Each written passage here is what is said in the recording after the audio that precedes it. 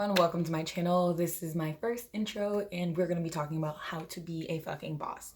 So before we get started, I'm going to introduce you guys who I am. My name is May and I originally am from Detroit, Michigan. I currently live in Windsor, Ontario. I am a content creator that does travel. I'm going to Toronto next week.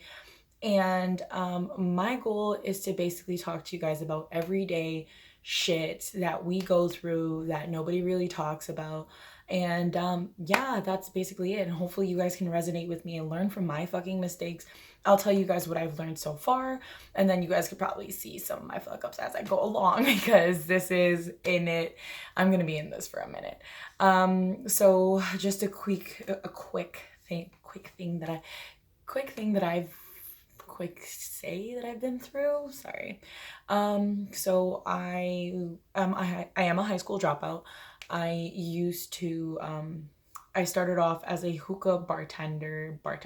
I started off as a hookah server, and then I ended up going to I ended up going to Dorsey schools, and from there I got into the electrical field. I became an electrical apprentice. I then went from Detroit, Michigan to Windsor, Ontario. I started working as a robotics operator. I realized I hated that entire field and I was like, this is not for me. And then my journey of like blogging, vlogging, and like my creative journey really started in 2018. And here I am today, starting up on YouTube. And yeah, so since I started up that journey, I got into school. I started school at St. Clair College in Windsor, and I went to school for public relations. While I was doing that, I became a bartender and a stripper, which you guys will be hearing about.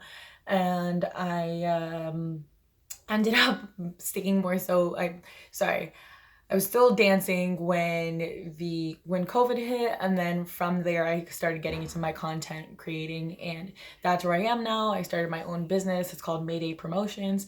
And yeah, that's basically like up to this point.